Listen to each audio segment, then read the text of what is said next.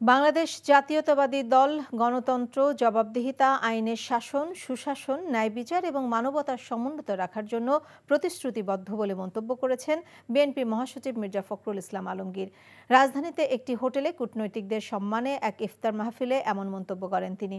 এ সময় তিনি আরও বলেন, গণতন্ত্র এবং উদার বাণিজ্য অংশীদারিত্বের মাধ্যমে দক্ষিণ এশিয়া অঞ্চলের সম্মিলিত অগ্রগতি নিশ্চিত করতে বাংলাদেশ তার অংশীদারদের সাথে ঘনিষ্ঠভাবে কাজ করতে চায় এবং আগামী দিনে বাংলাদেশ তথা বিএনপি বেশি করে জনগণের সাথে যোগাযোগ বৃদ্ধির জন্য উন্মুখ।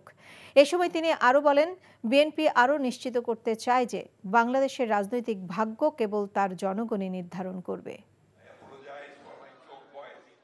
We want to work closely with our partners to ensure the collective progress of our region through democracy and liberal trade partnerships, and we look forward to enhancing more people-to-people interactions in the coming days. We also want to ensure that Bangladesh's political fate will be decided by only its people.